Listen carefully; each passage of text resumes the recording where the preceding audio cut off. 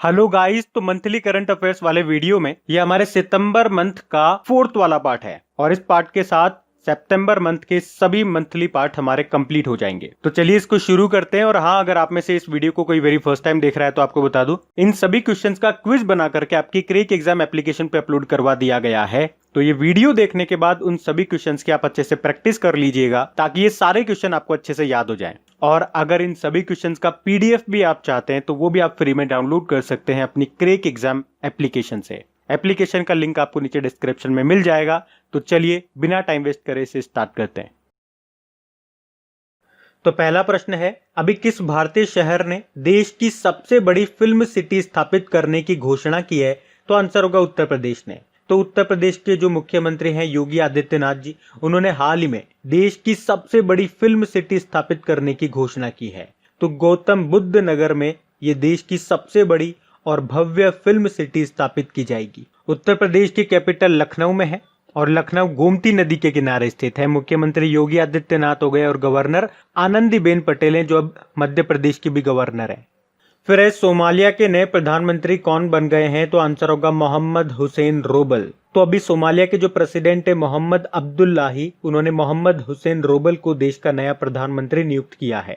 बाकी Alexander Lukashenko Belarus के president बने, जीन कोस्टेक फ्रांस के नए प्रधानमंत्री बने और कुबाट बेक बोर्नोव ये किर्गिस्तान के नए प्रधानमंत्री बने। सोमालिया ये ईस्ट अफ्रीकन कंट्री है जिसकी कैपिटल है मोगाडिशु, करेंसी है सोमाली शिलिंग। फिर अभी हाल ही में विश्व अल्जाइमर दिवस, वर्ल्ड अल्जाइमर डे कब मनाया गया? तो आंसर होगा 21 सितंबर को। अल्जाइमर क्या होता है? ये मस्तिष्क से जुड़ी एक बीमारी होती है जिससे व्यक्ति धीरे धीरे अपनी याददाश्त खोने लगता है और जब ये बीमारी ज्यादा बढ़ जाती है तो व्यक्ति को लोगों के चेहरे तक याद नहीं रहते। और वर्ल्ड अल्जाइमर डे आप याद रखेंगे 21 सितंबर को और इसकी थीम रही है इस बार की लेट्स टॉक अबाउट डिमेंशिया। बाकी 21 सितंबर को हमने वर्ल्ड पीस डे के रूप में भी मनाया जिसकी थीम है शेपिंग पीस टुगेदर। अच्छा, इसके अलावा एक और डे मैं आपको बताऊंगा, अंतरराष्ट्रीय तटीय स्वच्छता दिवस, international coastal clean up day. ये हमने 19 सितंबर को मनाया है। एक्चुअली ये कोई फिक्स डे नहीं होता है हर साल, ये सितंबर के तीसरे शनिवार को मनाया जाता है और इस साल हम ये 19 सितंबर को मना रहे हैं, तो ये भी याद रखना। बढ़ते हैं आगे। फिर है, हाल ही में किसने आईजी नोबेल पुरस्कार 2020 जीता है? तो आंसर होगा नरेंद्र मोदी जी ने। तो अभी प्रधानमंत्री नरेंद्र मोदी को चिकित्सा शिक्षा के लिए आईजी नोबेल पुरस्कार 2020 से सम्मानित किया गया है। तो एक्चुअली प्रधानमंत्री नरेंद्र मोदी को कोविड-19 महामारी के दौरान दुनिया को ये सिखाने कि वैज्ञानिकों के अलावा राजनेता भी लोगों के जीवन को बचाने में अहम भूमिका निभा रहे हैं और उसी के लिए इनको ये पुरस्कार दिया गया। और इस तरह से आप देख सकते हो प्रधानमंत्री नरेंद्र मोदी ये आईजी नोबेल पुरस्कार पाने वाले दूसरे भारतीय प्रधानमंत्री हैं। पहले थे अटल जी को मिल चुका है 1998 में। अच्छा, इसके अलावा भारत और पाकिस्तान की सरकारों को संयुक्त रूप से आईजी नोबेल शांति पुरस्कार 2020 मिला है। बाकी केजेंग डी थोंगडॉक अरुणाचल प्रदेश के ये फिल्म निर्माता हैं और अभी इन्होंने शॉर्ट डॉक्यूमेंट्री ची लूपो के लिए दादा साहब फाल्के पुरस्कार जीता था। रतनलाल विश्व खाद्य पुरस्कार 2020 जीता और कलीपुरी 2020 का इम्पैक्ट वुमेन अवार्ड जीता। फिर है, हाल ही में इंटरनेशनल मॉनेटरी फंड के कार्यकारी निदेशक का सलाहकार किसे चुना गया है? तो आंसर होगा सीमांचल दास को। बाकी प्रदीप कुमार जोशी ये अभी यूपीएससी के नए अध्यक्ष बने। पीएस रानीपसे सीआरपीएफ के नए महानिरीक्षक यानी कि इंस्पेक्टर जनरल बने और Soma Mondal steel authority of India के अध्यक्ष बने थे। और स्टील अथॉरिटी ऑफ इंडिया की बात आती है तो मैं आपको एक और नाम बताता हूँ, दिलीप ओमान का नाम। ये अभी इंडियन स्टील एसोसिएशन के प्रेसिडेंट बने थे। बाकी इंटरनेशनल मॉनेटरी फंड की बात करेंगे तो हेडक्वार्टर इसका वॉशिंगटन डीसी में है। इसकी मैनेजिंग डायरेक्टर है क्रिस्टलिना जॉर्जिवा। फिर है, आईपीएल के इतिहास में एकमात्र कप्तान जिन्होंने एक ही टीम के लिए 100 मैच जीते हैं। तो आंसर होगा महेंद्र सिंह धोनी। ये चेन्नई सुपर किंग के अभी वर्तमान में कप्तान है और अभी आईपीएल का जो 13वां संस्करण शुरू हुआ था यूनाइटेड अरब अमीरात में, आपको पता है, जिसमें चेन्नई सुपर किंग ने मुंबई इंडियंस को हरा दिया। और इसी के साथ चेन्नई सुपर किंग के कप्तान महेंद्र सिंह धोनी ने एक रिकॉर्ड भी बना दिया आईपीएल में एक ही टीम के लिए 100 मैच जीतने का एज अ कैप्टन। और मुंबई इंडियंस के कप्तान कौन है? रोहित शर्मा है। अच्छा, यहाँ पे आईपीएल से रिलेटेड एक और इंपॉर्टेंट क्वेश्चन मैं आपको बता रहा हूँ। अभी ये जो आईपीएल लीग चल रही है हमारी, उसमें शामिल होने वाले पहले अमेरिकी खिलाड़ी कौन बन गए हैं? ये प्रश्न मैंने आपको डेली करंट अफेयर्स वाले लेक्चर में बताया था, तो याद रखना आंसर होगा अली खान। और किस टीम में शामिल हुए हैं? तो कोलकाता नाइट राइडर्स में। फिर अभी किसने 2020 इटालियन ओपन में पुरुष एकल का मेन सिंगल टाइटल का खिताब जीता? तो आंसर होगा नोवाक जोकोविच ने। तो अभी नोवाक जोकोविच ने अर्जेंटीना के डिएगो स्वार्ट्जमैन को हरा करके 2020 men single Italian open title जीत लिया है। अच्छा, इसमें वुमेन्स सिंगल की बात करेंगे तो वो खिताब किसने जीता? सिमोना हालेप ने जीता है, और ये उनका पहला इटालियन ओपन खिताब है, तो उनका नाम भी इंपॉर्टेंट रहेगा। अच्छा, सिमोना हालेप ये किस कंट्री की हैं? देखो, इस तरह के प्रश्न भी मैंने आपको बताया, कई बार प्रश्न पूछे जाते हैं इस तरह के। खिलाड़ी का नाम दे दिया जाएगा और पूछा जाएगा कि ये किस देश के हैं, नेशनलिटी क्या है इनकी, और खास तौर पे वो खिलाड़ी जो भी न्यूज में रहे थे। तो सिमोना हालेप आपके रोमानिया से हैं, और नोवाक जोकोविच ये आपके हैं सर्बिया से। और अभी आपको पता है यूएस ओपन जो हुआ था उसमें मेन सिंगल का टाइटल किसने जीता था? डोमिनिक थीम ने, और वो ऑस्ट्रिया से हैं। और महिला एकल का खिताब वुमेन सिंगल टाइटल जीता था, उसमें नाओमी ओसाका ने, जो कि जापान से हैं। वो नाम भी याद रखना। फिर हाल ही में किस बैंक ने वीडियो केवाईसी सुविधा शुरू की है? तो आंसर होगा एचडीएफसी बैंक ने। तो अभी एचडीएफसी बैंक ने अपने ग्राहकों के लिए वीडियो केवाईसी की सुविधा शुरू कर दी है। केवाईसी मतलब नो योर कस्टमर। तो अब आपको आपकी केवाईसी कराने के लिए बैंक जाने की जरूरत नहीं है, आप घर पर ही वीडियो कॉलिंग के थ्रू अपनी केवाईसी करवा सकते हैं। और इससे पहले भी मैंने आपको बताया, एक तो कोटक महिंद्रा बैंक और आईसीआईसीआई बैंक ये भी ये सुविधा शुरू कर चुके हैं। बाकी कर्नाटक विकास ग्रामीण बैंक, इसने अभी एक स्वर्ण ऋण योजना शुरू की थी, विकास लागू सुवर्णा योजना के नाम से। Bank of India signature visa debit card launch किया, और बैंक ऑफ बड़ौदा अभी इंडियन बैंकिंग एसोसिएशन ने जो ईज 2.0 इंडेक्स जारी किया था उसमें टॉप पे था ये। बाकी एचडीएफसी के बारे में तो मैं आपको कई बार बता चुका हूँ, मुंबई में इसका मिल जाएगा हेडक्वार्टर, और वर्तमान में आज के टाइम पे इसके एमडी सीईओ हैं आदित्य पुरी, लेकिन अक्टूबर में ये रिटायर्ड हो जाएंगे और फिर बन जाएंगे नए, जिनका नाम क्या होगा? शशिधर जगदीशन। इसकी टैगलाइन है वी अंडरस्टैंड योर वर्ल्ड। फिर एक किस पर्वतारोही को स्नो लेपर्ड के नाम से जाना जाता है? तो आंसर होगा आंग रीता शेरपा। आंग रीता शेरपा ये नेपाल के पर्वतारोही थे। आपको बताऊं, इन्होंने ऑक्सीजन सिलेंडर को बिना यूज किए 10 बार माउंट एवरेस्ट की चढ़ाई की थी, इसलिए इन्हें स्नो लेपर्ड के नाम से भी जाना जाता है। पर अभी इनका निधन हो गया, तो इनका नाम याद रखना। बाकी खगेंद्र थापा का नाम आपने जरूर सुना होगा, ये दुनिया के सबसे छोटे कद के व्यक्ति थे, नेपाल से ही थे ये। इसी साल जनवरी में इनका भी निधन हो गया था। फिर हाल ही में जारी फीफा 2020 रैंकिंग में कौन सा देश टॉप पे रहा है? तो आंसर होगा बेल्जियम। तो अभी फीफा रैंकिंग 2020 को रिलीज किया गया, जिसमें भारत तो 109 नंबर पे रहा है, और टॉप पे हमेशा की तरह बेल्जियम बना हुआ है। सेकंड पे फ्रांस है, और तीसरे नंबर पे ब्राजील है।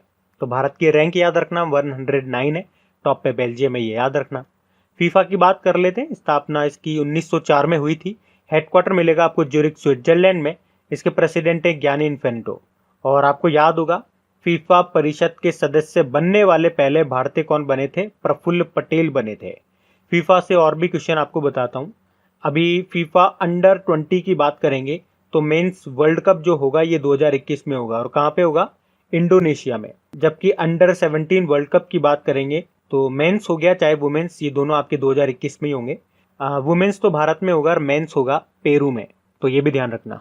और गाइज, अगर वीडियो आपको अच्छा लग रहा है तो प्लीज इसे लाइक करते हुए चलना। देखिए आप लोगों ने अभी लाइक किया है या नहीं किया है। नहीं किया है तो अभी इसको लाइक कर दीजिए, लास्ट तक आप लोग भूल जाओगे मैं कह रहा हूँ। और हाँ, इसे शेयर भी जरूर कर देना अपने दोस्तों के साथ में। और अगर आप में से कोई स्टूडेंट इस चैनल को फर्स्ट टाइम देख रहा है तो आप इस चैनल को सब्सक्राइब कर सकते हैं। सब्सक्राइब करने के बाद में पास में बेल आइकन को जरूर प्रेस कीजिएगा, ताकि आगे के आपको नोटिफिकेशन मिलते रहें, ताकि आपसे कोई भी वीडियो मिस न हो। बेल आइकन को प्रेस करना जरूरी है। चलिए बढ़ते हैं आगे।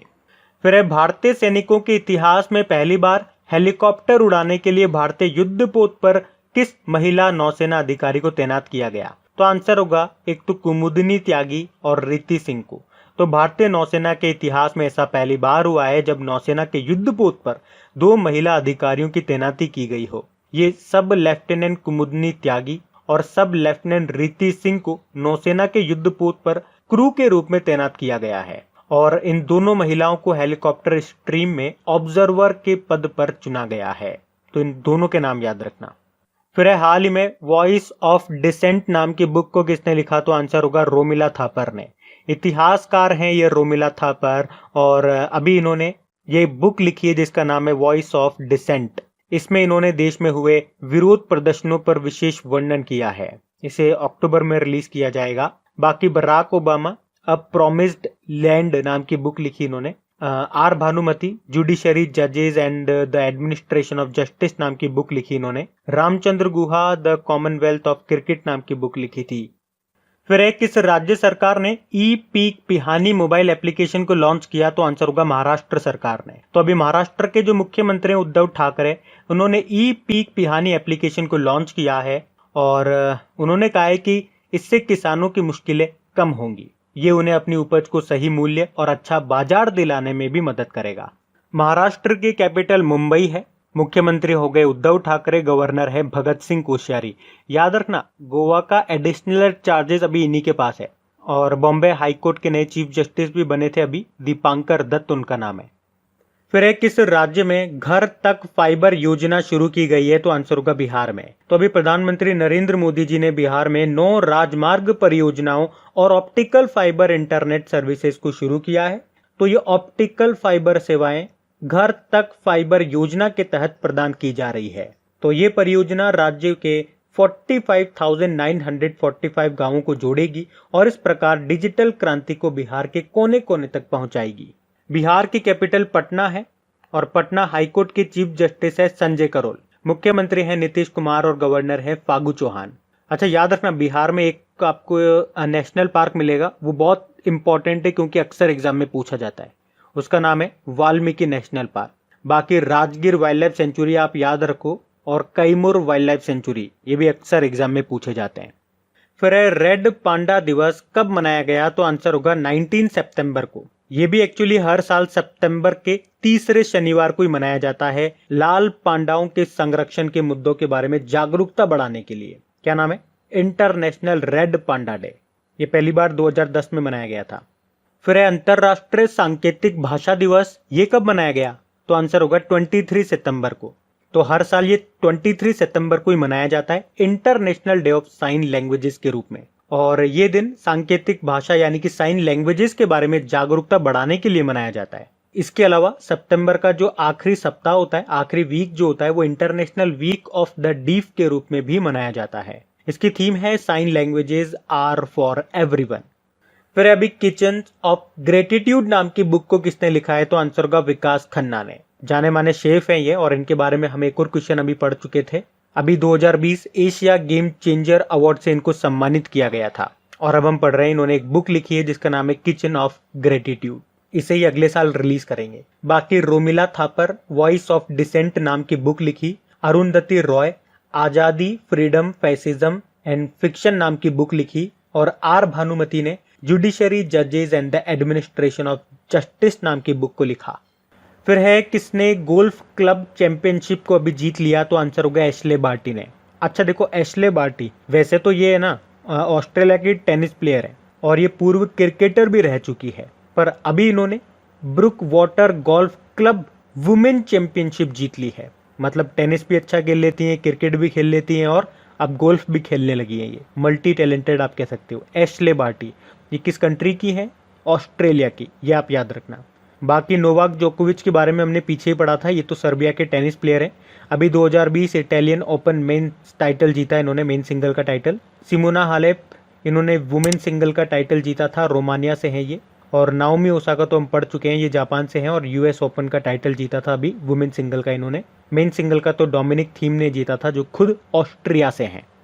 फिर है किस राज्य में भारत सरकार देश का पहला चिकित्सा उपकरण पार्क स्थापित करेगा, तो आंसर होगा केरल में। तो भारत सरकार केरल में देश के पहले मेडिकल डिवाइस पार्क की स्थापना करेगा जो उच्च जोखिम वाले चिकित्सा उपकरणों के क्षेत्र में विशेषज्ञता प्रदान करेगा। केरल की कैपिटल तिरुवनंतपुरम है। मुख्यमंत्री हैं पिनाराई विजयन और गवर्नर है आरिफ मोहम्मद खान, और यहाँ के हाईकोर्ट के चीफ जस्टिस का नाम है एस मणिकुमार।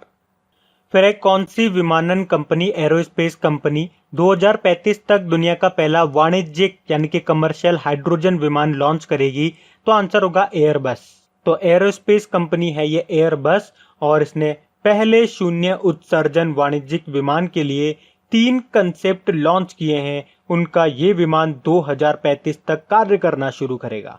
एयरबस ये एक यूरोपियन मल्टीनेशनल एरोस्पेस कंपनी है जिसकी स्थापना 1970 में हुई थी। हेडक्वार्टर इसका मिल जाएगा आपको नीदरलैंड में। फिर अभी Asian football confederation task force में किसे शामिल किया गया? तो आंसर होगा गिरिजा मुंगली को।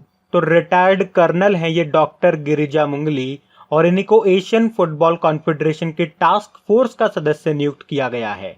बाकी Simanchal Das international monetary fund के कार्यकारी निदेशक के सलाहकार बने थे और Anil Kumar Dhasmana national technical research organisation के नए अध्यक्ष बने और Sameer Kumar Khare Asian development bank के एग्जीक्यूटिव डायरेक्टर बने। फिर किस राज्य सरकार ने किसान कल्याण योजना शुरू की है? तो आंसर होगा मध्य प्रदेश सरकार ने। आपको याद होगा केंद्र सरकार किसान सम्मान निधि योजना के बारे में, जिसके तहत केंद्र सरकार हर साल किसानों के खाते में 6,000 रुपए जमा करती है 3 किस्तों में 2-2 रुपए करके। तो उसी तरह से अब मध्य प्रदेश ने राज्य के किसानों के लिए ये किसान कल्याण योजना शुरू की है जिसमें हर साल किसानों के खाते में 4,000 रुपए डाले जाएंगे मध्य प्रदेश सरकार के द्वारा और ये 2 किस्तों में डाले जाएंगे 2,000 रुपए करके। तो अगर दोनों योजनाओं को मिलाकर के बात करी जाए तो अब मध्य प्रदेश के किसानों को साल में 10,000 रुपए मिलेंगे। 6 तो केंद्र की ओर से और 4 राज्य की ओर से। अच्छा बताओ केंद्र सरकार का लक्ष्य क्या है किसानों के आय को दुगना करने का? 2022 तक का है। फिर पंजाब और महाराष्ट्र को ऑपरेटिव बैंक का नया प्रशासक एडमिनिस्ट्रेटिव किसे नियुक्त किया गया? तो आंसर होगा ए.के. दीक्षित को। तो अभी आरबीआई ने ए.के. दीक्षित को पंजाब और महाराष्ट्र को ऑपरेटिव बैंक का नया एडमिनिस्ट्रेटर प्रशासक नियुक्त किया है। बाकी पीएस रानीपसे सीआरपीएफ के नए महानिरीक्षक इंस्पेक्टर जनरल बने। Soma Mondal steel authority of India के अध्यक्ष बने और Rakesh Asthana border security force के डायरेक्टर जनरल बने। ये जो Punjab and Maharashtra co operative bank है इसका हेडक्वार्टर आपको मुंबई में मिलेगा। फिर यूनाइटेड नेशन एनवायरनमेंट प्रोग्राम की क्षेत्रीय एम्बेसडर के रूप में किसे नियुक्त किया गया? तो आंसर होगा खुशी चिंदालिया को। मात्र 17 साल की है ये खुशी चिंदालिया जिनको अभी United Nation environment programme Tunza eco generation के द्वारा भारत के रीजनल एम्बेसडर के रूप में नियुक्त किया गया है।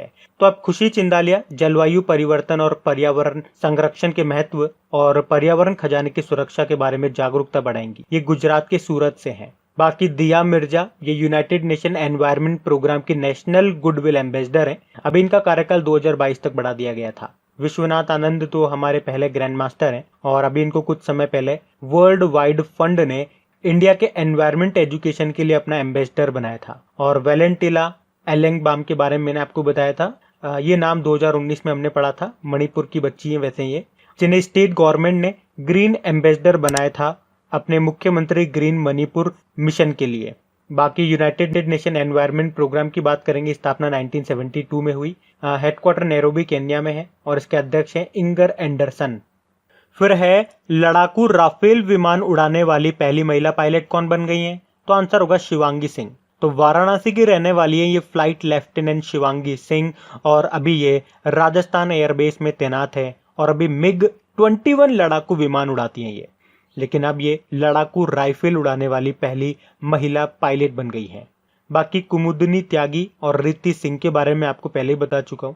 अभी भारतीय नौसेना के इतिहास में पहली बार हेलीकॉप्टर उड़ाने के लिए भारतीय युद्ध पोत पर इनको तैनात किया गया था। फिर है मोक्ष कलश योजना 2020 किस राज्य सरकार ने लॉन्च की? तो आंसर होगा राजस्थान सरकार ने।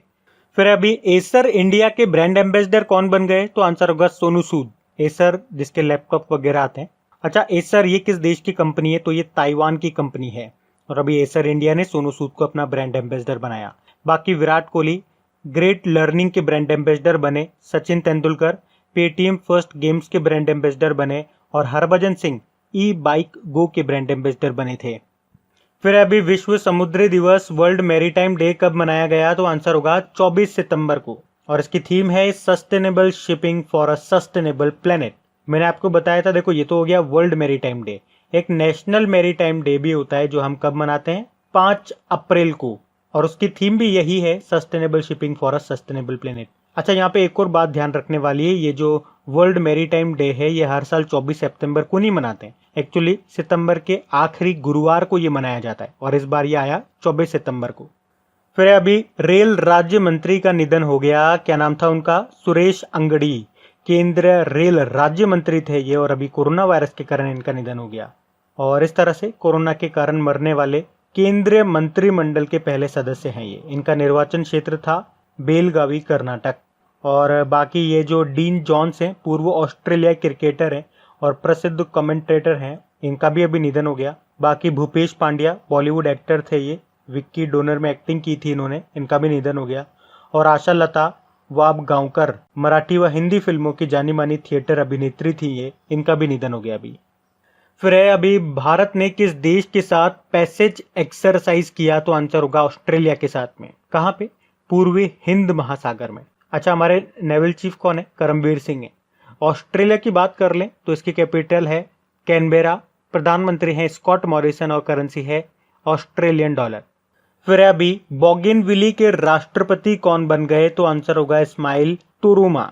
अच्छा, सबसे पहले तो आपको ये बता दूं कि पिछले साल नवंबर में ही पपुआ न्यू गिनी से बोगनविल के अलग होने के बाद ये पहला आम चुनाव था जिसमें पूर्व विद्रोही सैन्य कमांडर इस्माइल तुरुमा इसके नए राष्ट्रपति बने हैं। बोगनविल ये दक्षिण प्रशांत में एक खनिज युक्त और हरे भरे द्वीपों का समूह है जिसकी कैपिटल बुका द्वीप है और करेंसी है पपुआ न्यू गिनी कीना। बाकी योशिहिदे सुगा जापान के नए प्रधानमंत्री बने, शिंजो अबे की जगह आए ये। माइकल मार्टिन आयरलैंड के प्रधानमंत्री बने और मार्क एंथनी फिलिप्स ये गयाना जो कंट्री है, साउथ अमेरिकन कंट्री है, उसके प्रधानमंत्री बने थे। और गयाना के प्रेसिडेंट भी अभी नए बने थे, मोहम्मद इरफान अली उनका नाम है।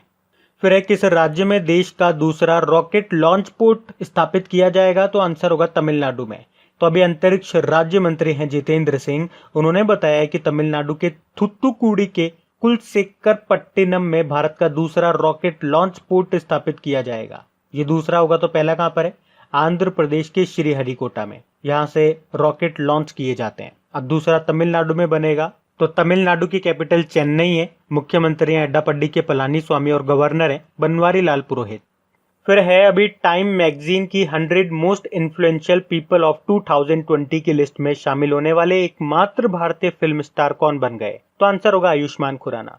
तो एक्टर आयुष्मान खुराना ये टाइम मैगजीन की 100 मोस्ट इन्फ्लुएंशियल पीपल ऑफ 2020 की लिस्ट में शामिल होने वाले एकमात्र भारतीय फिल्म स्टार हैं, तो इनका नाम याद रखना। अच्छा, इसके अलावा इस लिस्ट में शामिल होने वाले और भी भारतीय हैं, जैसे कि प्रधानमंत्री नरेंद्र मोदी, गूगल के सीईओ सुंदर पिचई जो कि भारतीय मूल के हैं, डॉक्टर रविंद्र गुप्ता, और दिल्ली के शाहीन बाग में नागरिकता कानून के खिलाफ प्रदर्शन में शामिल रही 82 साल की बिल्किस बानो। वैसे आयुष्मान खुराना से कुछ और क्वेश्चन मैं आपको बताऊं तो अभी बजाज अलियांस के ये ब्रांड एम्बेसडर बने थे। यूनिसेफ ने इन्हें चिल्ड्रंस राइट कैंपेन का ब्रांड एम्बेसडर बनाया और टोयोटा किर्लोस्कर मोटर ने एसयूवी मॉडल अर्बन क्रूजर के लिए इनको ब्रांड एम्बेसडर बनाया था, तो ये नाम भी ध्यान रखना। अभी किस राज्य में मुख्यमंत्री ग्राम्य परिवहन अचोनी योजना शुरू हुई है? तो आंसर होगा असम में। तो अभी हमारे असम के जो मुख्यमंत्री हैं सर्बानंदा सोनोवाल, उन्होंने एक ग्रामीण परिवहन योजना जिसका नाम है मुख्यमंत्री ग्राम्य परिवहन अचोनी योजना, जिसका मेन उद्देश्य है ग्रामीण कनेक्टिविटी में सुधार करना और गांवों में रोजगार पैदा करना। इसके लिए राज्य के सभी गांवों में लाइट मोटर व्हीकल सर्विसेज शुरू की जाएंगी। असम की कैपिटल दिसपुर है, मुख्यमंत्री हैं सर्बानंदा सोनोवाल और गवर्नर हैं जगदीश मुखी, और यहाँ के चीफ जस्टिस कौन है? अजय लांबा है।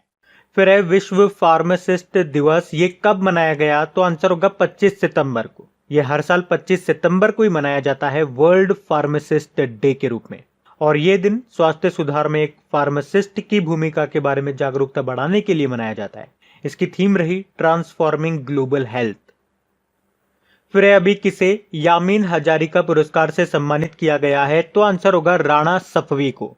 राणा सफवी जिन्होंने भारत की संस्कृति, इतिहास और स्मारकों पर कई किताबें प्रकाशित की है, और अभी उन्हें यामीन हजारिका पुरस्कार से सम्मानित किया गया है। ये जो पुरस्कार है यामीन हजारिका की स्मृति में स्थापित किया गया है।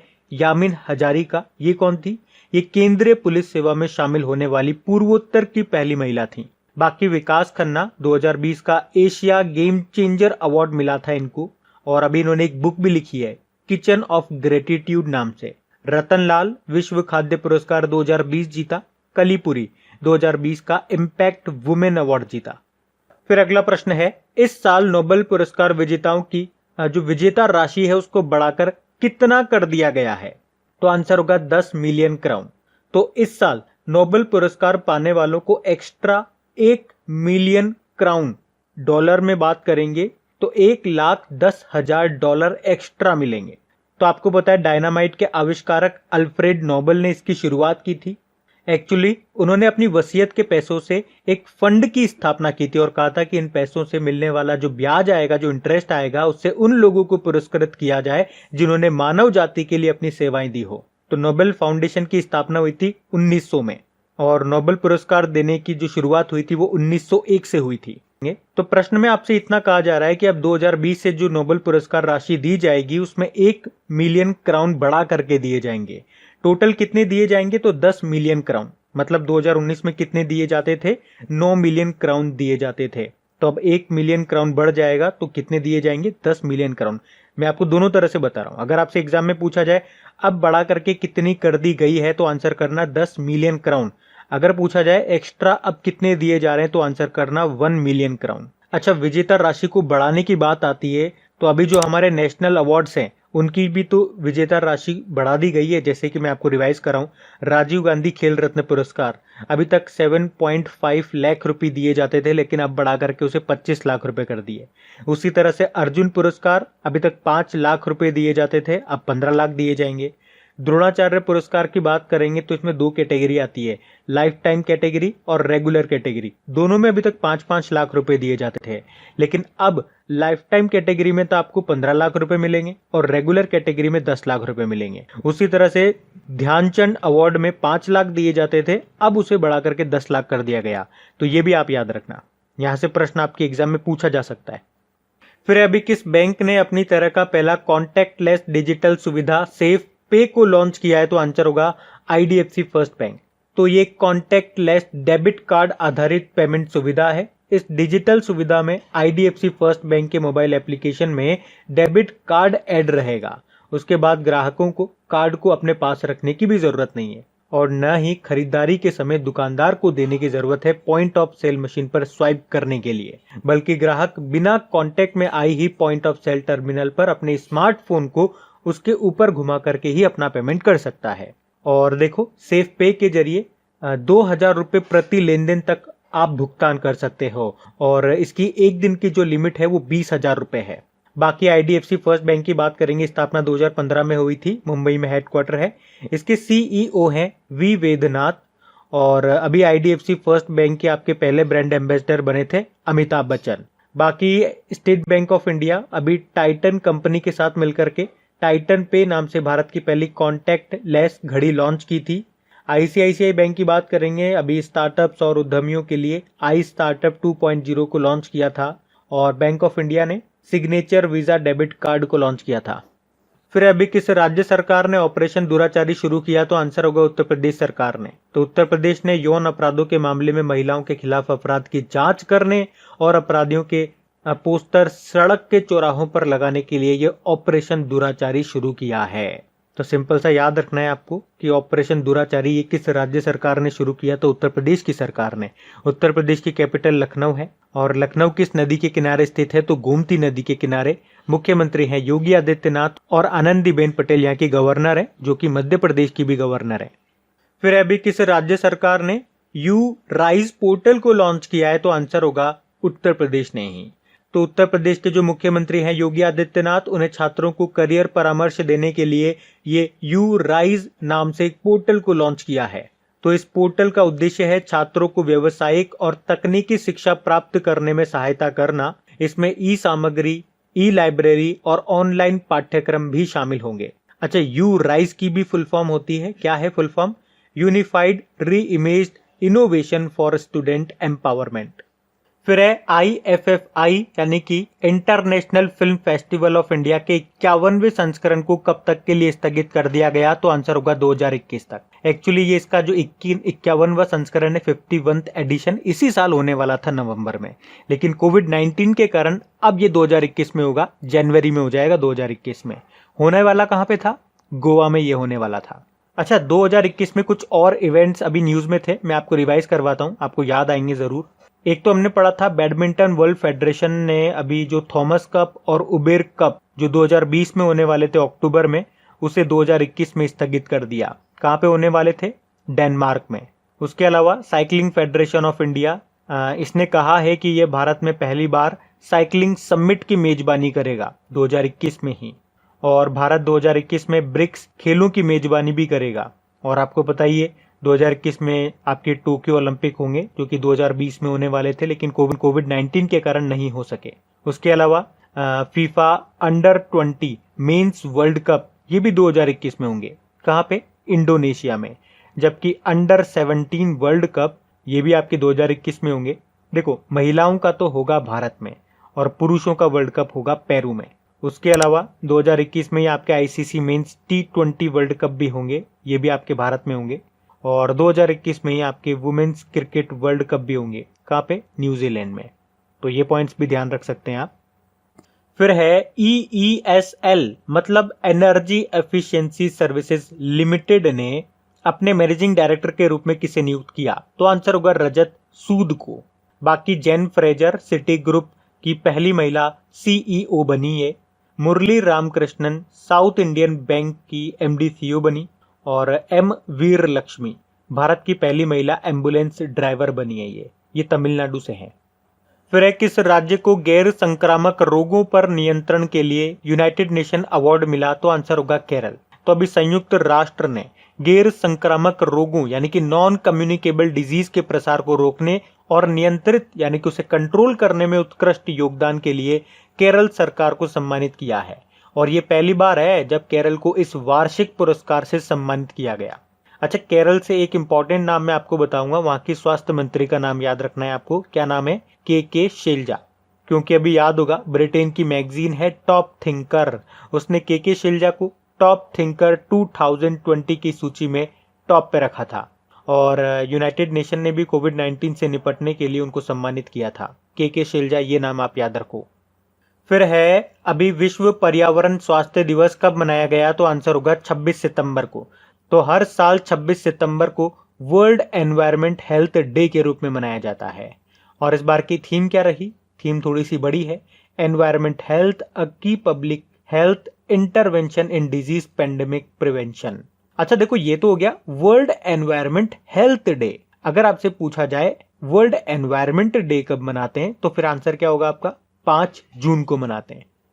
फिर है सीएट के ब्रांड एम्बेसडर कौन बने हैं? तो आंसर होगा आमिर खान। सीएट जिसके टायर वगैरह आते हैं, तो उसने अभी आमिर खान को 2 साल के लिए अपना ब्रांड एम्बेसडर बनाया है। बाकी सोनू सूद अभी एसर इंडिया के ब्रांड एम्बेसडर बने थे। आयुष्मान खुराना बजाज आलियांज के ब्रांड एम्बेसडर बने थे। अच्छा, आयुष्मान खुराना से कुछ और इंपॉर्टेंट पॉइंट्स मैं आपको बताता हूँ जिन कारण से ये अभी न्यूज में थे। एक तो यूनिसेफ ने इन्हें चिल्ड्रन राइट कैंपेन का ब्रांड एम्बेसडर बनाया। टोयोटा किर्लोस्कर मोटर ने एसयूवी मॉडल अर्बन क्रूजर के लिए ब्रांड एम्बेसडर बनाया। और टाइम मैगजीन की 100 most influential people of 2020 list में शामिल होने वाले ये एकमात्र भारतीय फिल्म स्टार हैं। बाकी Suresh Raina online poker platform 9 stakes के ये ब्रांड एम्बेसडर बने। फिर है हाल ही में जारी वैश्विक जोखिम रिपोर्ट 2020 में भारत किस स्थान पे है? तो आंसर होगा 89 नंबर पे। तो ग्लोबल रिस्क इंडेक्स 2020 जारी किया गया और उसमें भारत 89 नंबर पे है टोटल 181 देशों में से। और टॉप पे कौन है? टॉप पे है वनुआटू जिसकी कैपिटल है पोर्ट विला।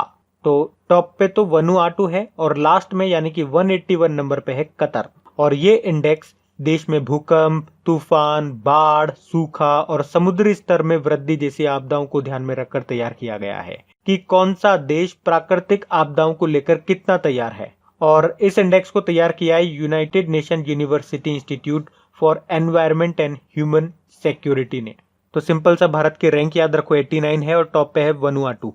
फिर अभी किस राज्य के पर्यटन के ह्यूमन बाय नेचर अभियान ने पाटा ग्रैंड अवार्ड 2020 जीता है? तो आंसर होगा केरल।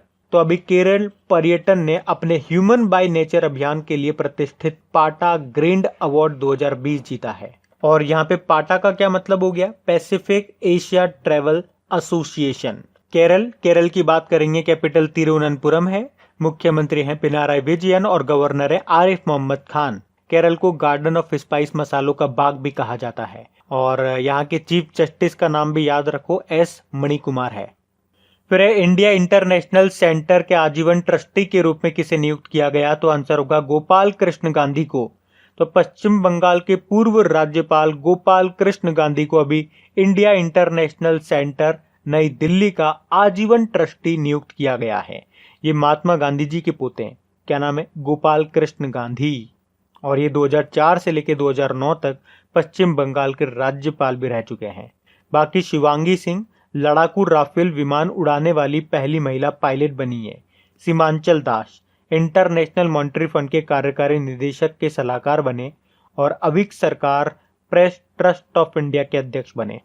फिर अभी किसे AIFF footballer of the year चुना गया, तो आंसर होगा गुरप्रीत सिंह संधू और संजू को। तो भारतीय पुरुष टीम के गोलकीपर हैं ये गुरप्रीत सिंह संधू और महिला टीम की मिडफील्डर हैं ये संजू। इनको 2019-20 के लिए all India football federation footballer of the year चुना गया है। आपको बता दूं गुरप्रीत ने पहली बार ये पुरस्कार प्राप्त किया है और इस प्रक्रिया में वे 2009 में सुब्रत पॉल के बाद दूसरे गोलकीपर बने हैं जिन्हें ये all India football federation player of the year चुना गया। बाकी ऑल इंडिया फुटबॉल फेडरेशन की स्थापना 1937 में हुई, नई दिल्ली में हेडक्वार्टर और प्रेसिडेंट है प्रफुल्ल पटेल। फिर अभी किस राज्य सरकार ने राज्य पुरोहित कल्याण योजना शुरू की है, तो आंसर होगा पश्चिम बंगाल सरकार ने। तो इस योजना में 1000 रुपए का मासिक भत्ता और लगभग 8000 सनातन ब्राह्मण पुजारियों को मुफ्त आवास आवंटित किया जाएगा। पश्चिम बंगाल की कैपिटल कोलकाता है, मुख्यमंत्री हैं ममता बनर्जी और गवर्नर हैं जगदीप धनखड़। फिर अभी कौन सा देश भारतीय प्रीतिलता वडेदर पर फिल्म बनाएगा, तो आंसर होगा बांग्लादेश। तो बांग्लादेश की सरकार क्रांतिकारी स्वतंत्रता सेनानी प्रीतिलता वडेदर के जीवन पर फिल्म बनाएगी। तो ये फिल्म भालोबाशा प्रीतिलता ब्रिटिश शासन के खिलाफ भारतीय उपमहाद्वीप की पहली महिला बंगाली क्रांतिकारी राष्ट्रवाद पर आधारित होगी। ये फिल्म सेलिना हुसैन के उपन्यास पर आधारित है और इसे भारत और दूसरे देशों में भी प्रदर्शित किया जाएगा। बांग्लादेश की कैपिटल है ढाका, करेंसी है टका और शेख हसीना वहां की प्रधानमंत्री हैं। अब्दुल हामिद प्रेसिडेंट है। फिर अभी KVIC ने किसे अपना सलाहकार नियुक्त किया, तो आंसर होगा सुनील सेठी को। KVIC मतलब khadi and village industries commission. तो अभी खादी व ग्रामोद्योग आयोग ने भारतीय फैशन उद्योग में सुनील सेठी को अपना सलाहकार नियुक्त किया है। ये रितु बेरी की जगह लेंगे। बाकी अनिल धस्माना अभी नेशनल टेक्निकल रिसर्च ऑर्गेनाइजेशन के नए अध्यक्ष बने। Harsh Kumar Bhanwala Capital India Finance Limited के एग्जीक्यूटिव चेयरमैन बने थे और उत्पल कुमार लोकसभा सचिव बने। फिर अभी हाल ही में भारत और किस देश के बीच में जिम एक्सरसाइज शुरू हुआ, तो आंसर होगा जापान। देखो नाम से पता है जिम एक्स का मतलब क्या हो गया, Japan India maritime bilateral exercise यानी कि द्विपक्षीय अभ्यास। ये इसका चौथा संस्करण है जो अभी 26 सितंबर को ही शुरू हुआ था। कहाँ पे, उत्तरी अरब सागर में। इसका जो लास्ट तीसरा संस्करण था, थर्ड एडिशन, वो 2018 में हुआ था। अच्छा, जापान से सबसे इंपॉर्टेंट क्वेश्चन, अभी इसके नए प्रधानमंत्री कौन बन गए हैं, और इसका नाम मैं नहीं बताऊंगा, चलो आप लोगों के लिए प्रश्न है तो आप लोग बताएं, जापान के नए प्रधानमंत्री कौन बन गए हैं। फिर है असम में भारतीय कृषि अनुसंधान संस्थान का नाम किसके नाम पे रखा जाएगा, तो आंसर होगा पंडित दीनदयाल उपाध्याय। एक्चुअली में हमारे जो केंद्रीय कृषि और किसान कल्याण मंत्री हैं नरेंद्र सिंह तोमर, उन्होंने असम के गोगामुख में एक नए भारतीय कृषि अनुसंधान संस्थान का उद्घाटन किया है और इसी का नाम पंडित दीनदयाल उपाध्याय जी के नाम पे रखा जाएगा। कुछ और नाम मैं आपको याद दिलाऊं तो अरुण जेटली जी के नाम पे अभी आपको याद होगा जम्मू कश्मीर में एक मल्टीपर्पज स्पोर्ट्स कॉम्प्लेक्स बनाया जा रहा है। राज्यसभा में कर्मचारी कल्याण योजना का नाम इन्हीं के नाम पे रखा गया और दिल्ली का फिरोज शाह कोटला स्टेडियम का नाम इन्हीं के नाम पे रखा गया और फरीदाबाद का इंस्टीट्यूट ऑफ फाइनेंशियल मैनेजमेंट तक का नाम इनके नाम पे रखा गया। बाकी श्री सिद्धरूदा स्वामी जी कर्नाटक का जो हुबली स्टेशन है उसका नाम इनके नाम पे बदला जाएगा और लालजी दास टंडन ये मध्य प्रदेश के गवर्नर थे और लखनऊ का जो चौक चौराया है उनका नाम और लखनऊ का जो चौक चौराया है उसका नाम बदल के लालजी टंडन चौक कर दिया गया। तो ये कुछ मैंने आपको पॉइंट्स बताए जो अभी न्यूज़ में थे नेम चेंज को लेकर के। फिर है महिला T20 इंटरनेशनल में 3000 रन बनाने वाली दूसरी खिलाड़ी कौन बन गई है? तो आंसर होगा स्टेफनी टेलर। वेस्ट इंडीज की वुमेन टीम की कैप्टन है ये स्टेफनी टेलर और T20 इंटरनेशनल में 3000 रन पूरे कर लिए इन्होंने और ऐसा करने वाली ये दूसरी खिलाड़ी बन गई है। जबकि पहली खिलाड़ी कौन थी? न्यूजीलैंड की सूजी बैट्स। और साथ में आपको बता दूं, अभी तक कोई भी पुरुष खिलाड़ी ऐसा नहीं कर पाया, यानी कि 3000 रन नहीं बना पाया T20 इंटरनेशनल में। वैसे विराट कोहली 3000 के बहुत नजदीक हैं, 2700-2800 के लमसम वो रन बना चुके हैं। फिर अभी किस आईआईटी ने मॉशिक नाम से एक माइक्रो प्रोसेसर डेवलप किया? तो आंसर होगा आईआईटी मद्रास ने। और ये जो मॉसिक माइक्रो प्रोसेसर है ये 100% देसी माइक्रो प्रोसेसर होने के साथ ही एक चिप भी है, जिसका मतलब ये हुआ कि ये दी हुई इंस्ट्रक्शन को तो पूरा कर सकता है, साथ ही एक चिप के रूप में अलग अलग प्रकार के उपकरण इससे अटैच किए जा सकते हैं। मतलब ये एक मल्टीपर्पज चिप है। इसका इस्तेमाल आप क्रेडिट कार्ड में, इलेक्ट्रॉनिक वोटिंग मशीन में, सेफ लॉक में और कई जगह कर सकते हैं। तो किसने बनाया ये याद रखना, आईआईटी मद्रास ने। फिर हाल ही में राष्ट्रीय चिकित्सा आयोग के पहले अध्यक्ष के रूप में किसे नियुक्त किया गया? तो आंसर होगा सुरेश चंद्र शर्मा को। तो अभी नेशनल मेडिकल कमीशन का पहला अध्यक्ष सुरेश चंद्र शर्मा को बनाया गया है। इनका कार्यकाल रहेगा 3 सालों के लिए। इनके अलावा राकेश कुमार वत्स को आयोग का महासचिव बनाया गया है। बाकी एम वीर लक्ष्मी भारत की पहली महिला एम्बुलेंस ड्राइवर बनी है, ये तमिलनाडु से हैं। विनी महाजन ये पंजाब की पहली महिला चीफ सेक्रेटरी बनी और प्रदीप कुमार जोशी यूपीएससी के नए अध्यक्ष बने।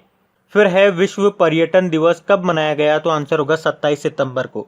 तो हर साल 27 सितंबर को ये वर्ल्ड टूरिज्म डे के रूप में मनाया जाता है और ये इसलिए मनाया जाता है ताकि विश्व में लोग पर्यटन को लेकर जागरूक हो सकें। थीम है टूरिज्म एंड रूरल डेवलपमेंट। अच्छा, ये तो हो गया world tourism day. National tourism day कब मनाते हैं बताओ? तो याद रखना 25 जनवरी को। और 25 जनवरी को नेशनल वोटर्स डे भी मनाते हैं हम लोग। अच्छा, इंटरनेशनल टूरिज्म ऑर्गेनाइजेशन का हेडक्वार्टर कहाँ पर है? मैड्रिड स्पेन में है। फिर है भारत की पहली तट रक्षक अकादमी कोस्ट गार्ड एकेडमी, ये कहाँ पे स्थापित की जाएगी? तो आंसर होगा मंगलुरु में। तो भारत की पहली तट रक्षक अकादमी मंगलुरु में स्थापित की जाएगी। तो ये परियोजना इंडियन कोस्ट गार्ड को मैत्रीपूर्ण देशों के अधिकारियों को ट्रेनिंग देने में सक्षम बनाएगी। तो ये आप याद रखना, भारत की पहली कोस्ट गार्ड एकेडमी बनेगी ये मंगलुरु में। मंगलुरु ये आपके कर्नाटक में है। फिर है अभी जसवंत सिंह का निधन हो गया। ये किस क्षेत्र से संबंधित थे? तो राजनीति। तो पूर्व केंद्रीय मंत्री थे ये जसवंत सिंह, जिनका भी निधन हो गया। 82 ईयर के थे ये विदेश मंत्री भी रह चुके हैं, रक्षा मंत्री भी रह चुके हैं, वित्त मंत्री भी रह चुके हैं और इनका भी निधन हो गया। फिर है Russian grand prix 2020 formula 1 race किसने जीत ली? तो आंसर होगा वोल्टेरी बोटास ने। वोल्टेरी बोटास ये फिनलैंड के हैं और मर्सिडीज के ये ड्राइवर हैं और अभी इन्होंने ही रशियन ग्रैंड प्रिक्स 2020 रेस को जीत लिया है। पहले नंबर पे वोल्टेरी बोटास है, सेकंड नंबर पे है मैक्स वर्स्टपन जो कि खुद तो नीदरलैंड से हैं और रेडबुल के ड्राइवर हैं। तीसरे नंबर पे लुइस हैमिल्टन रहे जो खुद ग्रेट ब्रिटेन से हैं और मर्सिडीज के ड्राइवर हैं। तो सिंपल सा आप तो याद रखो, रशियन ग्रैंड प्रिक्स किसने जीत ली? वोल्टेरी बोटास ने। फिर है विश्व रेबीज दिवस कब मनाया गया? तो आंसर होगा 28 सितंबर को। हर साल ये 28 सितंबर को ही मनाया जाता है। तो इंसानों और जानवरों पर रेबीज के प्रभाव के विषय में जागरूकता बढ़ाने के लिए इसको मनाया जाता है और थीम रही एंड रेबीज कोलैबोरेट वैक्सीनेट। और इसे 28 सितंबर को ही क्यों मनाते हैं? क्योंकि फ्रांसीसी माइक्रोबायोलॉजिस्ट थे लुइस पास्चर, उनकी पुण्यतिथि होती है 28 सितंबर को और इन्होंने पहली रेबीज वैक्सीन विकसित की थी, इसीलिए इनके सम्मान में हम ये दिन मनाते हैं, इनकी पुण्यतिथि को। फिर अभी किसने अ बुके ऑफ फ्लावर्स नाम की बुक को लिखा है? तो आंसर होगा डॉक्टर कृष्णा सक्सेना ने। डॉक्टर कृष्णा सक्सेना ये 1955 में उत्तर प्रदेश के लखनऊ से पीएचडी करने वाली पहली महिला हैं और अभी इन्होंने ये बुक लिखी है और इस बुक को रिलीज किया है हमारे रक्षा मंत्री राजनाथ सिंह जी ने, जिनका निर्वाचन क्षेत्र भी लखनऊ ही है। बाकी विकास खन्ना ये शेफ हैं। अभी इनका नाम 2 कारण से न्यूज में था। एक तो बुक लिखी इन्होंने किचन द ग्रेटिट्यूड और अभी 2020 का एशिया गेम चेंजर अवार्ड मिला था इनको। बाकी Romila Thapar voice of dissent नाम की बुक लिखी और अरुणधति रॉय आजादी, फ्रीडम, फेसिज्म एक्शन नाम की बुक लिखी है इन्होंने। फिर है अभी असम सरकार ने हवाई यात्रियों के लिए किस नाम से मोबाइल एप्लीकेशन बनाया, तो आंसर होगा विजिट आसाम। तो इस मोबाइल एप्लीकेशन के जरिए हवाई यात्री कोविड-19 जांच से जुड़ी हुई औपचारिकताओं को पूरा करने में हवाई अड्डे पर देरी से बचने के लिए आवेदन पत्र डाउनलोड करके भर सकते हैं और अधिकारियों को दिखा सकते हैं। मतलब इसका मेन उद्देश्य है हवाई यात्रा के बीच सामाजिक दूरी को सुनिश्चित करना और जरूरी आवेदन पत्रों को भरने में उनका ज्यादा समय भी बर्बाद न हो, ये भी सुनिश्चित करा जाए। फिर अभी किसने अपनी कलाकृति माय ग्रैंड माँ के लिए यूरोपियन लंग फाउंडेशन प्रतियोगिता जीती, तो आंसर होगा देव प्रसाद रॉय ने। ये देव प्रसाद रॉय ये सिक्किम के आर्टिस्ट हैं और इनकी एक फेमस पेंटिंग है माय ग्रैंड माँ, और इसी पेंटिंग ने यूरोप में एक कला प्रतियोगिता जीती है। बाकी Sachin Awasthi global humanitarian award जीता, रतन लाल विश्व खाद्य पुरस्कार 2020 जीता और फ्रेया ठकराल 2020 का डायना पुरस्कार जीता इन्होंने। फिर अभी बीसीसीआई ने किसे महिला चयन समिति का अध्यक्ष नियुक्त किया है, तो आंसर होगा नीतू डेविड। तो 90 के दशक के अंत में और 2000 की शुरुआत में भारत की बेहतरीन महिला क्रिकेटरों में से एक हैं ये नीतू डेविड, जिनको भी 5 सदस्यीय महिला राष्ट्रीय चयन पैनल का अध्यक्ष बनाया है बीसीसीआई ने। और इस 5 सदस्यीय पैनल समिति के जो दूसरे मेंबर हैं उनके नाम है मीठू मुखर्जी, रेणु मार्गेट, आरती वैद और वी कल्पना। बाकी नितिन मेनन आईसीसी के एलिट पैनल में शामिल होने वाले तीसरे भारतीय युवा बने ये, और श्रीकांत माधव वैद ये इंडियन ऑयल कॉरपोरेशन के नए अध्यक्ष बने थे, और नवतेज बल माइक्रोसॉफ्ट इंडिया के एग्जीक्यूटिव डायरेक्टर बने। बीसीसीआई से याद रख लो स्थापना 1928 में हुई है। इसके वर्तमान में अध्यक्ष हैं सौरव गांगुली और इसके इंटरिम सीईओ बने थे हेमंत अमीन। फिर अभी किसने the very extremely most naughty asura tale for kids नाम की बुक लिखी है, तो आंसर होगा आनंद नीलकांतन ने। तो बाहुबली श्रृंखला के लेखक हैं ये आनंद नीलकांतन। तो अभी इन्होंने पहली बार बच्चों के लिए ये बुक लिखी है जो बाल असुरों और उनकी हरकतों के बारे में बताती है। बाकी बराक ओबामा अमेरिका के पूर्व प्रेसिडेंट ने अभी एक बुक लिखी है अ प्रॉमिस्ड लैंड नाम से। Ramachandra Guha the Commonwealth of cricket नाम की बुक लिखी है, और इश्तियाक अहमद ने एक बुक लिखी है, क्या नाम है, Jinnah his success failure and role in history नाम की। फिर है विश्व हृदय दिवस वर्ल्ड हार्ट डे कब मनाया गया, तो आंसर होगा 29 सितंबर को। तो लोगों के हृदय रोगों और उनके प्रभावों के बारे में जागरूकता फैलाने के लिए इसे हर साल 29 सितंबर को मनाया जाता है। और इसकी थीम क्या है, use heart to beat cardiovascular disease. फिर है अभी माली जो कि वेस्ट अफ्रीकन कंट्री है, उसके नए प्रधानमंत्री कौन बन गए, तो आंसर होगा मोख्तर ओने। तो इसके नए प्रधानमंत्री बन गए ये। बाकी मोहम्मद हुसैन रोबल सोमालिया के प्रधानमंत्री बने। अलेक्जेंडर लुकाशेंको ये बेलारूस के प्रेसिडेंट बने। कुबाट बेक बोरोनोव ये किर्गिस्तान के प्रधानमंत्री बने थे। आपके माली की कैपिटल क्या है, बमाको। फिर अभी आरबीआई ने किस अभिनेता को ग्राहक जागरूकता अभियान के लिए चुना है, तो आंसर होगा अमिताभ बच्चन को। तो इस अभियान का लक्ष्य है भोले भाले खाता धारकों को धोखेबाजों से बचाना। बेसिकली लोगों को जागरूक करना इसका मेन उद्देश्य है। अमिताभ बच्चन जी से याद होगा अभी आईडीएफसी फर्स्ट बैंक के पहले ब्रांड एम्बेसडर बने थे ये, और अमेजन ने भारतीय यूजर्स को एलेक्सा में अमिताभ बच्चन की आवाज देने के लिए, वॉइस देने के लिए उनके साथ समझौता किया। आरबीआई की बात करेंगे, 1 अप्रैल 1935 को स्थापना हुई थी इसकी, और वर्तमान में जो इसके गवर्नर हैं शक्तिकांत दास हैं 25वें नंबर के। फिर अभी नेशनल सिक्योरिटी गार्ड के डायरेक्टर जनरल कौन बन गए, तो आंसर होगा एसएस देशवाल। अच्छा, आप जानते होंगे एसएस देशवाल वैसे ये है कौन, आईटीबीपी के डायरेक्टर जनरल हैं, और अभी इन्हें नेशनल सिक्योरिटी गार्ड का अतिरिक्त प्रभार एडिशनल चार्जेस भी मिल गया है। बाकी राकेश अस्थाना ये बॉर्डर सिक्योरिटी फोर्स के डायरेक्टर जनरल बने। एपी माहेश्वरी ये आपके सीआरपीएफ के डायरेक्टर जनरल हैं, और पीएस रानीपसे ये सीआरपीएफ के नए महानिरीक्षक इंस्पेक्टर जनरल बने थे। फिर अभी किसे ट्राई यानी कि telecom regulatory authority of India का नया अध्यक्ष बनाया गया, तो आंसर होगा पीडी वाघेला को। तो अब ट्राई के नए अध्यक्ष बन गए हैं ये पीडी वाघेला। सुरेश चंद्र शर्मा ये राष्ट्रीय चिकित्सा आयोग नेशनल मेडिकल कमीशन के पहले अध्यक्ष बने। एम वीर लक्ष्मी भारत की पहली महिला एम्बुलेंस ड्राइवर बनी है, ये तमिलनाडु से हैं। और नीतू डेविड बीसीसीआई ने महिला चयन समिति का इनको अध्यक्ष बनाया।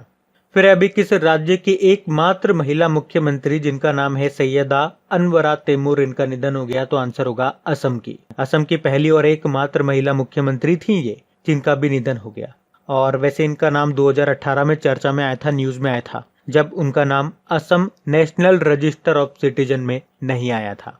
फिर अभी किसे वर्ष 2020-21 के लिए लता मंगेशकर पुरस्कार देने की घोषणा की गई, तो आंसर होगा उषा मंगेशकर को। और ये पुरस्कार देती है महाराष्ट्र की सरकार। तो अभी महाराष्ट्र की सरकार ने अनुभवी महिला पार्श्व गायिका उषा मंगेशकर को साल 2020-21 के लिए लता मंगेशकर पुरस्कार के लिए चुना है। इसमें इन्हें 5 लाख रुपए नगद और एक प्रमाण पत्र और एक स्मृति चिन्ह दिया जाएगा। बाकी Subhash Kamat advertising standards council of India यानी कि भारतीय विज्ञापन मानक परिषद के नए अध्यक्ष बने। Anil Jain all India tennis association के नए प्रेसिडेंट बने और जेन फ्रेजर सिटी बैंक की पहली महिला सीईओ बनी है। फिर भारत के किस शहर ने यूनेस्को पुरस्कार जीता, तो आंसर होगा सूरत ने। तो अभी डायमंड सिटी के नाम से फेमस गुजरात के सूरत ने रेजिलिएशन कैटेगरी में यूनेस्को के साथ Net Explo smart city award जीता है। तो ग्लोबली 10 शहरों को UNESCO Net Explo smart cities accelerator programme के तहत सम्मानित किया गया और सूरत भारत का एकमात्र शहर है जिसने इस कैटेगरी में अवार्ड जीता है। फिर है जल संचयन परियोजनाएं सफलतापूर्वक स्थापित करने वाला भारत का एकमात्र जिला कौन सा बन गया, तो आंसर होगा तो जल के संरक्षण यानी कि वाटर कंजर्वेशन के लिए वडोदरा ने जिले के 1000 सरकारी स्कूलों में सफलतापूर्वक वर्षा जल संचयन रेन वाटर हार्वेस्टिंग परियोजना स्थापित की है। तो वर्षा जल निधि नाम से इस परियोजना को टोटल 6 करोड़ रुपए की लागत से पूरा किया गया है। तो अब वडोदरा स्कूलों में ऐसी सुविधा वाला देश का पहला जिला बन गया है। फिर एक कोविड क्रूसेडर अवार्ड 2020 पाने वाले पहले भारतीय कौन बन गए, तो आंसर होगा इकबाल सिंह चहल। इकबाल सिंह चहल तो आईएएस इकबाल सिंह चहल नगर निगम ग्रेटर मुंबई के नगर आयुक्त हैं और अब ये कोविड क्रूसेडर अवार्ड 2020 पाने वाले पहले भारतीय नौकरशाह बन गए हैं। और ये पुरस्कार मुंबई में नए कोरोना वायरस संक्रमण को कंट्रोल करने में दिए गए उनके योगदान के लिए दिया गया है। बाकी कृतिका पांडे एशिया रीजन के लिए कॉमनवेल्थ शॉर्ट स्टोरी प्राइज जीता था। रामचंद्र मौली कलुजी नारायण राव साहित्य पुरस्कार जीता था। तेलंगाना के मुख्यमंत्री चंद्रशेखर राव ने दिया था इनको ये पुरस्कार। और Ved Prakash Dudeja infra business leader of the year का अवार्ड। फिर अभी किस राज्य ने स्लम अपग्रेडेशन कार्यक्रम को शुरू किया, तो आंसर होगा उड़ीसा ने। तो उड़ीसा के जो मुख्यमंत्री नवीन पटनायक उन्होंने 3 साल में राज्य को झुग्गी मुक्त बनाने के लिए एक स्लम अपग्रेडेशन प्रोग्राम शुरू किया है। उड़ीसा जिसकी कैपिटल भुवनेश्वर है, नवीन पटनायक हैं यहाँ के मुख्यमंत्री, गणेशी लाल गवर्नर हैं।